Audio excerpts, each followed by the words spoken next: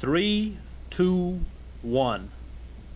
Good morning. My name is Chuck Groth, this is the Farmers Union Ag.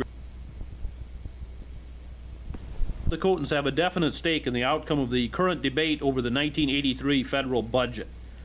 One of the issues to be decided during the next few weeks will be the fate of the Green Thumb employment program for low-income rural older workers. Founded during the mid-1960s, Green Thumb is sponsored by the National Farmers Union and funded through the U.S. Department of Labor.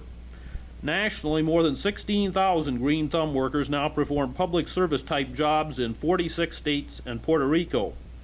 However, President Reagan has proposed to terminate funding for the Green Thumb along with all other programs funded under Title V of the Older Americans Act. Farmers Union President Leland Swenson is chairman of the South Dakota Green Thumb Advisory Committee.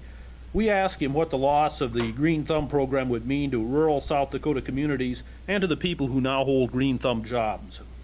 Well, the first impact it would have would be a loss within the state of South Dakota of about $1.3 million in revenue that is spent locally in local communities throughout the state in some 57 counties that are involved in the Green Thumb program in South Dakota. And what this also would mean is that these people that are at poverty level, that are in their older years of life, would have to go out and try to find other assistance in order to pay the bills that they need to pay in fuel costs for heating their houses, or in food costs to maintain the staff of life. And so it would have a great impact on the workers within the Green Thumb program. Some 450 were involved in the Green Thumb program in South Dakota during 1981. And so this would have an impact because also the tax base within the local communities would lessen. We would have a more demand on local communities because of demand for welfare payments of these people, food stamps that they would need to take in order to meet the requirements that they need to live. So, Chuck, it would have a big impact in our local communities. Efforts are going forward in Congress to continue funding for the Green Thumb and other Title V programs. Lee, what's the current situation there?